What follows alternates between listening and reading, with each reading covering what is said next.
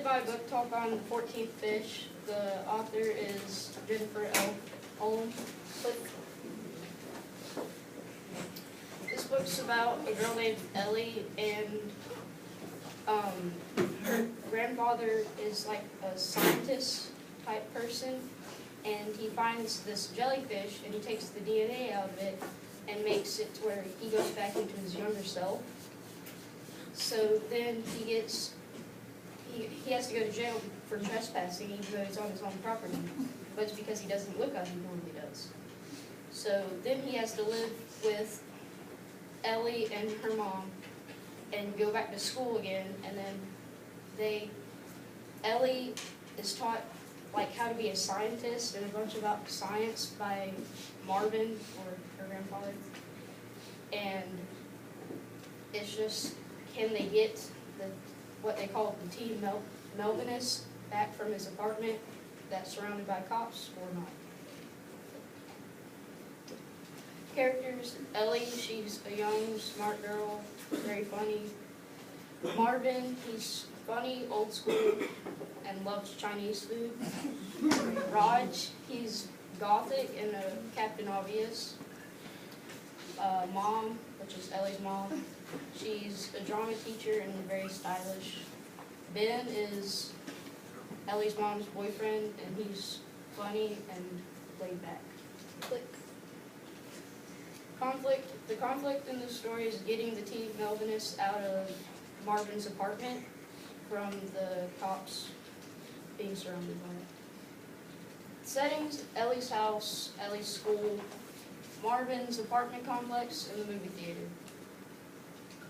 I recommend this book for 10 to 15-year-olds because it does have some very hard vocabulary words to pronounce, and it has really good plot lines. Yes. Smile. Okay, What is it? I'm going to read the first chapter, well, first few pages.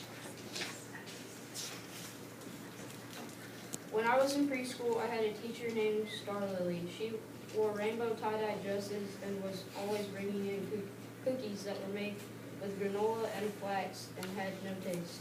Star Lily taught us to sit still at snack time, squeeze into our elbows, and not eat the Play-Doh.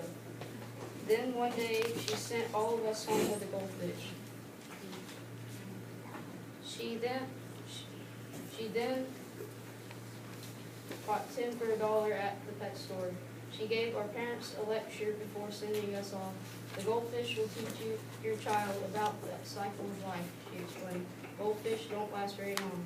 I took my goldfish home and named it Goldie, like every other kid in the world who thought they were being original.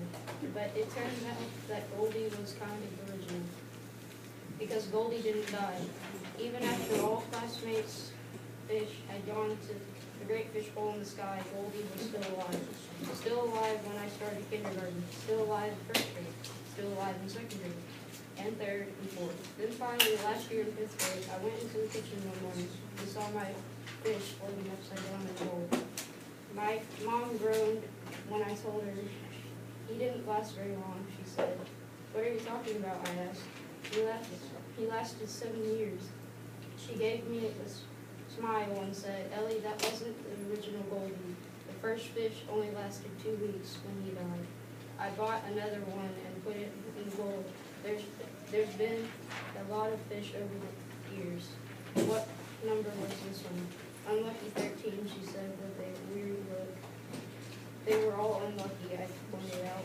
We gave Goldie 13 a toilet bowl funeral, and I asked my mom if we could get a